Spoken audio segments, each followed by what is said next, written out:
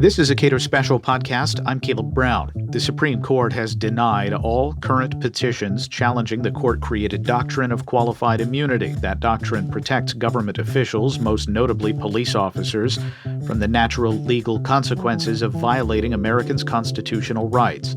The lone dissenter, Justice Clarence Thomas, is also the justice who invited the public to bring cases challenging that doctrine.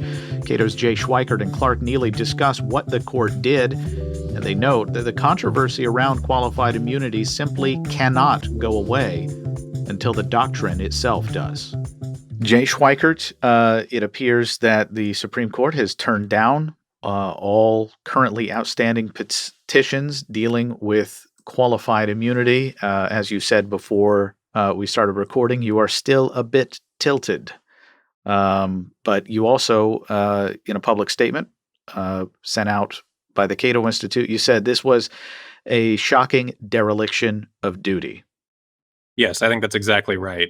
This issue is a mess that the Supreme Court created needlessly by rewriting our primary federal civil rights statute in a way that has blunted both the deterrent and remedial effects of that statute and has contributed in a significant way to our present crisis of confidence in law enforcement.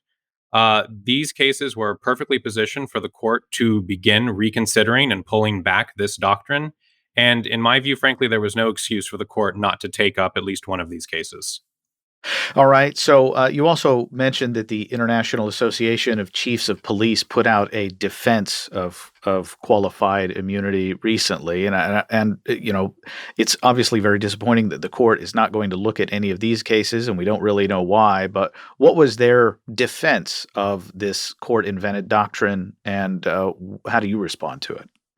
The main defense that the International Association of Chiefs of Police put up was simply a misrepresentation of what qualified immunity is.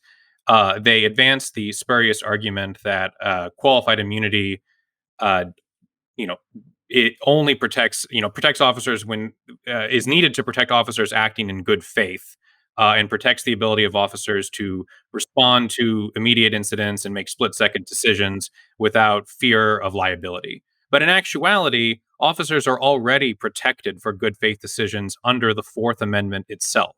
In other words, when officers are actually acting in good faith, they're not violating anyone's constitutional rights. And so you don't need qualified immunity to protect them. Qualified immunity only comes into play when a police officer is acting objectively unreasonably under the circumstances known to them at the time. So whether that was a misunderstanding by the IACP or just an intentional misrepresentation about what the doctrine is, it just doesn't reflect the way these cases actually work in practice.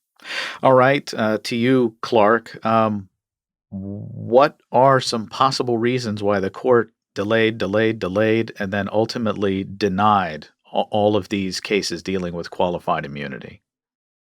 Yeah, that's the $64,000 question, and nobody knows. The Supreme Court's decision-making process regarding cert petitions is very close to a black box. I think what we can fairly suppose is that the qualified immunity issue was on the Supreme Court's radar screen as something that deserved maybe a more careful look than they often give the average cert petition. But for whatever reason, the Supreme Court decided not to get involved at this point. I think there's a couple possibilities. One is the court's awareness that Congress is now looking at the possibility of reforming or even eliminating qualified immunity, and perhaps wanted to keep the pressure on Congress to see that through by removing any hope that the Supreme Court was on the verge of cleaning up this mess itself. And if that was part of the justices' thinking in denying all of these qualified immunity cert petitions, then hopefully Congress will receive that message and become even more serious about cleaning up the mess. We keep referring to it as a mess, and it really is. Qualified immunity is just an astonishingly bad policy.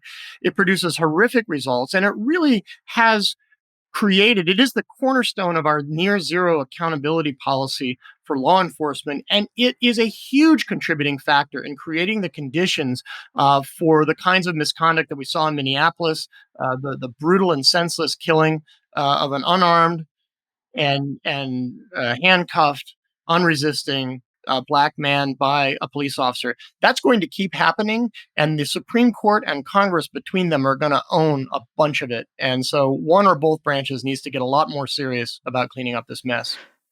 Yeah, so Justin Amash, the sole libertarian in the U.S. Congress, has sponsored a bill that would effectively end qualified immunity. It has support from Republicans. It has support from Democrats in the House. It is, to borrow the phrase, tripartisan.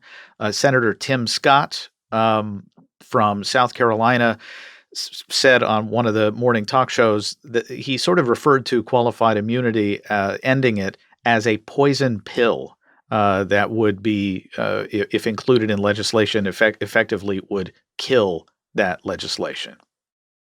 Yeah, that's a really unfortunate, I think, marker to put down. Of course, we're not involved in the legislative process ourselves, but we certainly have been in touch with members of Congress to share our views on what would be the better policy right now than the one we have currently. And to put down a marker like that, to dig in one's feet on one specific issue this early in the legislative process seems to me both unfortunate, but very clearly deliberate. And so it will be interesting to see whether there's any room to retreat from that position. I will say one more thing. This is such a fluid environment that we will almost certainly be in a different place a week and a month from now than we are today. And of course, there's also the possibility that we're going to be looking at a much, much different Congress, possibly also a different president in January. And I think neither of those points should be overlooked.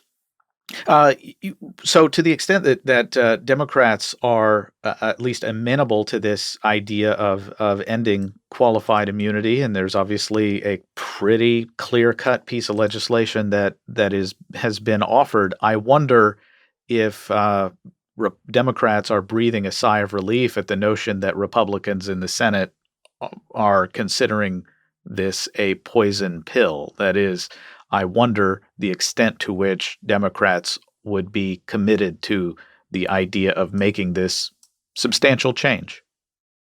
I think it's hard to say. And I mean, I will note that, I think it doesn't seem clear to me that Tim Scott speaks for all Republicans on this issue, because, of course, there already is a Republican co-sponsor on Justin Amash's bill. Other Republicans in both the House and the Senate have either put out written statements or made statements on the floor calling for Congress to address qualified immunity. Senator Rand Paul said something to this effect a few weeks ago, and while he hasn't officially announced support for any particular bill, I think there are Republicans who are aware of how serious this problem is and are interested in addressing it. And maybe that takes a slightly different form than one of the current legislative proposals. But I would not at this point conclude that this is a non-starter for Republicans across the board. It may be for some of them, but it may be for some Democrats also. So I think, on the legislative side, as Clark said, we're still in a fluid situation. And I'm optimistic that a strong bipartisan or tripartisan group of members of Congress will see what a common sense reform this is.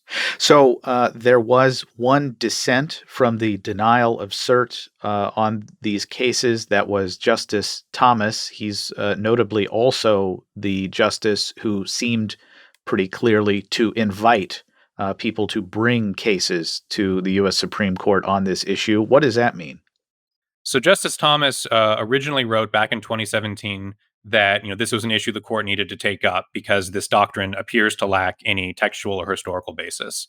And he elaborated on that point today, and he just lays out the very simple and, in my view, pretty slam dunk argument that this doctrine has no justification from the text of our main federal civil rights statute, nor is it consistent with the history, the common law history against which that statute was passed.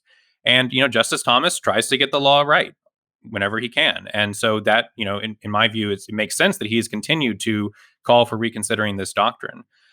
It is disappointing that no one joined him in that regard. I was hopeful that, Justice Gorsuch, who has otherwise been a very principled advocate of textualism and originalism, would join this call. Obviously, we don't know why he decided not to. And it's disappointing that Justices Sotomayor and Ginsburg, who have previously criticized the doctrine as becoming an absolute shield for law enforcement, weren't interested in these cases. Again, we don't know why. Maybe there will be future cases that they will find more appealing. But for now, Justice Thomas continues to be the lone voice on the court, explicitly calling for this doctrine to be reconsidered. It what is perhaps hopeful, at least to my mind, about this is that this issue creates a lot of what you would think are strange bedfellows. That is, Justice Thomas and the groups that are out in the streets marching for police accountability, and some Republicans at least, and police unions. Well, I'm not sure that any police unions themselves have come out in opposition to this doctrine, but there certainly are members of law enforcement. No, I'm sorry. When I say some Republicans, I mean Republicans and police unions being on the same side of an exactly. issue. No, it is. It does create non-traditional political alliances. And I think you see that most notably in the group of what we've been calling our cross-ideological amicus brief, urging the Supreme Court to reconsider this doctrine. That includes libertarian groups, conservative groups, very progressive groups, and even a law enforcement group, the Law Enforcement Action Partnership. So, in that regard, I think both among the judiciary, in the public policy and academic space, and even in the legislative space, this issue is not your traditional left-right divide or conservative-liberal divide. Clark, does that give you hope? The fact that it's sort of reshuffled typical ideological alliances here? Yeah, definitely. I think that we're really seeing the emergence of an issue that exposes people's true principles, and this is not the right time to be beholden to the narrow parochial interests of the law enforcement community. Our criminal justice system, as I wrote recently, is absolutely rotten to the core, and the amount of discretion and authority that we give to police officers mandates a corresponding level of accountability. And we've gotten that exactly flipped around.